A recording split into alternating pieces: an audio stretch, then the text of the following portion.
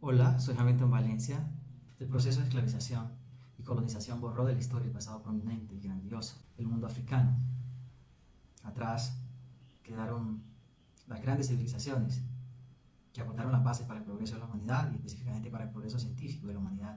Allí ciencias como la matemática, la aritmética, la arquitectura, eh, la geología, la geometría. Atrás quedó ese pasado prominente con el propósito de someter a la esclavización a los africanos y sus descendientes, primero en las sociedades coloniales del Nuevo Mundo y luego al interior del territorio africano, producto de la Conferencia de Berlín de 1885, cuando Europa se decidió repartirse el continente africano y tuvo lugar allí, en la propia África, la colonización occidental imperialista. Se dijo que la inferioridad africana estaba dada en razón a que eran descendientes de Cam, hijo menor de Noé, y ya que este había sido maldito, sus descendientes estaban condenados a ser labriegos. Es así como Immanuel Kant, uno de los principales intelectuales de la época, señaló con vehemencia que Dios no pudo haberle puesto alma a un cuerpo negro. En 1960, Peter Heyling arguía que los negros carecían del uso de la razón, que es peculiar del ser humano, que tenían escaso ingenio y que estaban desposeídos de todas las artes y las ciencias, que eran proclives a la brujería y en su mayor parte idólatras, que desprendían mal olor y estaban tan enamorados del color de su piel que incluso llegaban a pintar el diablo de negro. Por su parte, Robert Noss, médico y conferencista especializado de la Academia de Anatomía Francesa, escribió en su libro Mirando al Negro, donde se preguntaba si es decir, si el negro, el africano, sus descendientes, estaba conformado como una persona blanca. Se preguntaba si su anatomía, su esqueleto, sus músculos, sus órganos eran como las de un hombre blanco, si caminaba como ellos, si pensaba como ellos, a lo cual se permitía responder que no en lo absoluto. Eh, Decía también que la historia pasada y futura del negro estaba vacía de contenido. En África solo existe crueldad y opresión por doquier.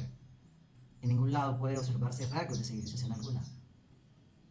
Barbarie absoluta la ha dominado durante millones de años, expresó Andrew A. Ford luego de una visita a África. En su discurso en la Sociedad Etnográfica Británica, luego de su viaje a África Occidental en 1863, Richard Burton arguía que vio alguna fatal deficiencia en su naturaleza. Los africanos y, por consiguiente, sus descendientes, retrocedían en lugar de avanzar. Eran incapaces de desarrollo, más allá de un cierto estado de primitivismo, y que, debido a algún freno mental, retrocedían en lugar de avanzar, arguía. Edward Long, en 1774, señaló que los negros eran incapaces de hacer combinaciones de ideas simples. No podían desear nada más que comer, beber, procurar satisfacción sexual y vivir ociosos. Eran un pueblo animalesco, ignorante, ocioso, artero, traicionero, sanguinario, ladrón, indigno de confianza. El chimpancé podía codiciar a las mujeres negras, llevado por un impulso animal de deseo, como el que inclina a un animal hacia otro de la misma especie. La raza negra y blanca han nacido al origen de ancestros diferentes, señaló Atkins en 1737. Voltaire, por su parte, sostenía que representaba un gran problema respecto de los africanos, saber si descendían de los monos o si por el contrario los monos descendían de estos. Jean-Jacob Rousseau señalaba que los negros no tenían el intelecto de los europeos. David Hume, quien realizó las formulaciones básicas del positivismo como método científico, sostenía que estaba en condiciones de afirmar que los negros naturalmente eran inferiores a los blancos.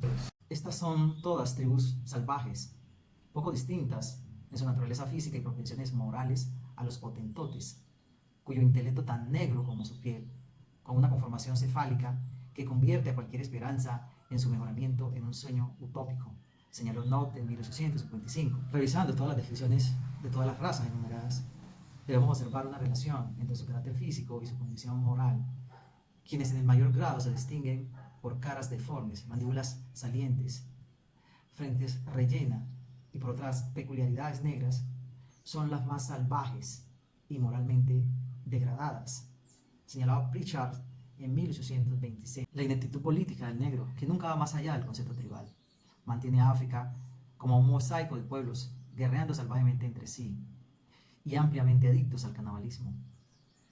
Sostenía Stoddard en 1922.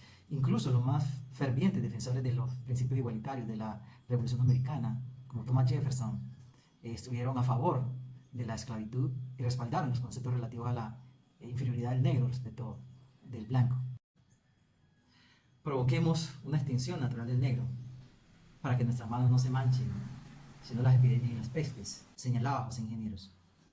Así se arguyó entonces que los africanos y sus descendientes en las sociedades coloniales del Nuevo Mundo carecían de alma, de espíritu, no había signos de civilización que diera cuenta de la capacidad intelectual, fueron ya desprendidos de su consideración humana y por tanto fueron tratados como animales salvajes, sin alma y sin espíritu.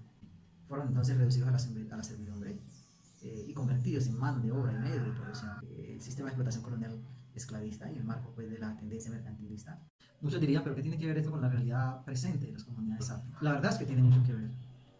Solo basta con revisar las condiciones sociales de la gente negra, corolario de las condiciones más paupérrimas en términos de calidad de vida y bienestar social, producto pues, de las estructuras de privilegios impuestas por las jerarquías raciales, económicas y de géneros, como patrones de dominación que imponen relaciones de exclusión y de privilegios. Solo basta preguntarse cuáles son los territorios donde el Estado ha fortalecido históricamente su capacidad en la garantía de derechos y en contraste cuáles son los territorios donde la capacidad del Estado es mucho más deficitaria, mucho más precaria y residual, para darse cuenta de las consecuencias en el tiempo de esta imagen peyorativa, despectiva y animalizadora que sirvió para justificar el sometimiento del cual fueron objeto los africanos y sus descendientes en las sociedades coloniales del Nuevo Mundo, pero también las condiciones materiales de existencia que se derivaron de ello, para dimensionar la necesidad de reconocer ese pasado como factor estructurante de la realidad presente. Allí hay grandes desafíos.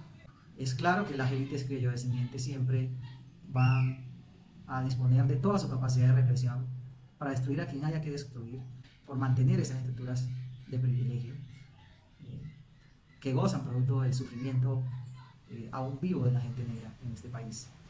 Pusilánimes son los clanes políticos tradicionales, las mafias electorales, las élites criollo-descendientes, oligárquicas, racistas, clasistas, harán lo que sea necesario por mantener esa estructura de privilegio y exclusión.